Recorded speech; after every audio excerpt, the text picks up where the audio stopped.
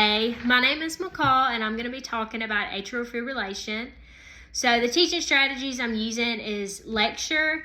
I also have a picture of what the rhythm, what atrial fibrillation looks like. I have a video that is the sound of what atrial fibrillation would sound like if a nurse were to have the stethoscope and have it on a patient. And I have a question. So getting into that, my goals is that my students would understand kind of what they're looking for symptom wise, and even looking at the monitors, how they could identify atrial fibrillation, the population that they might see this in, and the medications that would be used in order to manage atrial fibrillation. So that's kind of my overall goal, so that by the end of this video, this PowerPoint, that they would understand what it is. So the sources I utilize is I use my book. I actually use this in nursing school. It's such a good book, and it also has Evolve with it. Evolve is such a great source to use because Evolve has additional videos, it has practice questions.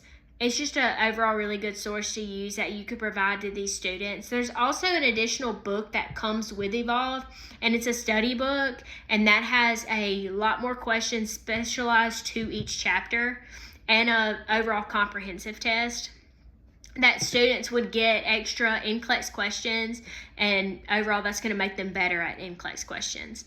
So getting into what atrial fibrillation is. So atrial fibrillation is, so in a normal heartbeat, you have the SA node that helps control how the heart beats. This is a electrical impulse. So with atrial fibrillation, you have all of these impulses that are not coming from that SA node. So they're coming from outside of it. And so when that happens, it causes the heart, it causes in the atria to kind of get like a little backup, and then it causes the ventricles to also have a little bit of that too. And you'll see it on an EKG because you see the P wave is overtaken by the fibrillation caused from atrial fibrillation, or these impulses. So with atrial fibrillation, you can see this in older adults. I've taken care of numerous patients that are older that have developed this. They've never had a history of it. Heart failure patients, you can see it in them. If anybody is taking a stimulant, whether that be prescribed or illegal, that you might see it with them.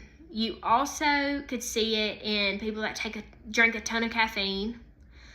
And smoking, I feel like, affects everything. And smoking, you can see it with patients that are smoking. You can also see it with patients that are just sick, that have a virus or have pneumonia. That can kind of contribute to the development of atrial fibrillation. So the thing to know is that with these patients, they are at high risk to develop blood clots. Now, blood clots are a concern because they can have a stroke. So that's kind of why we want to help them and get them at least to a normal rate, but also, if anything, try and convert them out of it and get their heartbeat back to normal. So the medications I've seen is digoxin. I've seen that a lot. Cardizem is a common one I've seen. It's mainly like an extended release that I've seen them use. Metoprolol, I feel like I see that all the time. If they get on a cardizem drip, that's kind of if a patient is very, like, their heartbeat is super high. We call it AFib RVR in the hospital, and that's basically just an uncontrolled rate from the AFib. So like it can be fast. It can vary from like 110 to 160 and maintain in the 130s. So that's kind of, we might put them on a drip, a cardizem drip. They also get put on amiodarone drip as well. So, but I always see that it's like the number one thing that I always see at Amory is the cardizem drip. And as we titrate down before we take a patient off, we give them a PO metoprolol and kind of get them off. And if they start fluctuating back up, we might give them some IV metoprolol until we can get their dose right. We also really want to put them on a blood thinner. So the concern with a blood thinner now is, I see this all the time too, is that they want to put them on Eliquis. They want a PO anticoagulant or warfarin. So, but I always see them want to put them on Eliquis. Now, with Eliquis, nurses really need to talk to a social worker, which is, our social worker she's really good, and she knows that they are taking Eliquis, so she always looks into it, because Eliquis is super expensive, especially if, say, they don't have insurance or they don't have insurance that's going to cover it. It can be like upwards of $400 a month. And that's, a lot of people are not going to pay that for some medicine. So kind of making sure that these patients either have insurance that's covering it or are willing to pay for it before they get discharged, because we want to make sure that they're taking medicines to help with the atrial fibrillation, and we don't want them to go home and have a stroke because they refused to buy their Eliquis because they couldn't afford it. So it's kind of just something to watch for, and help just prevent them from getting hurt, basically, to better take care of them. So I'm going to kind of go over with my PowerPoint. So I did a question at the very beginning because I wanted to kind of get your train of thought running, and then we're going to come back at the very end and answer this question. So this is a priority-based question, and it says that a nurse is watching the monitor and notices that a patient's heart rate keeps elevating to 170 and then coming back down to the 100s or below 100. What is the priority for the nurse to do? A, call the doctor. B, start an IV. C, assess the patient. D, watch the patient and see if the heart rate decreases. So one thing I did want to kind of re-talk about, and I'm going to show you this picture. This is the EKG picture. So up top we have a normal heart rhythm, and then below it is the atrial fibrillation.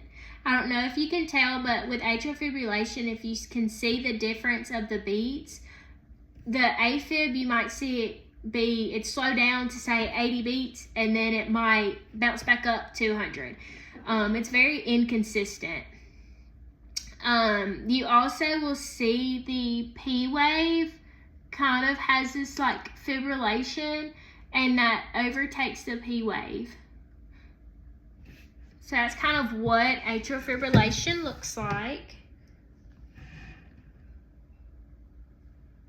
Now, I'm going to show you what this would sound like if if we were to have a stethoscope and go in and listen to a patient.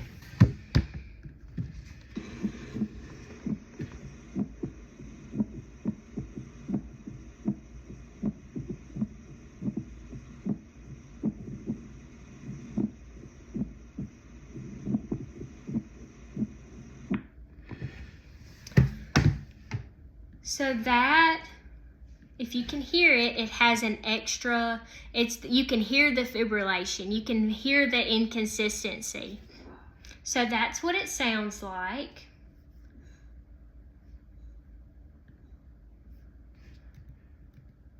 Okay, back to the question. So a patient is watching the monitor and notices that a patient's heart rate keeps elevating to 170. And then comes back down to 100. What is the priority of the nurse to do? A, call the doctor. B, start an IV. C, assess the patient. D, watch to see if the heart rate decreases. The answer is C, assess your patients. Make sure that it's not artificial feedback. Make sure that your leads are on right. See if your patient's symptomatic. It's always good to start an IV. I would definitely want to start an IV just in case they need to be put on a drip, and you definitely need to let your doctor know. Sitting around and watching is just really not suggested. You want to make sure that if the patients need something, that they get it. And you want to, especially with uncontrolled AFib, their heart rate can just keep coming up. If we don't get the treatment that they need, they might have a home med that is prescribed at home, and then they come in the hospital and we overlooked it. We're human, we make mistakes, but by being able to fix that and get them on the medication they need and make sure that this patient's okay is for sure priority, is to make sure your patient's okay. And that is all. That's everything about AFib. Thanks for watching.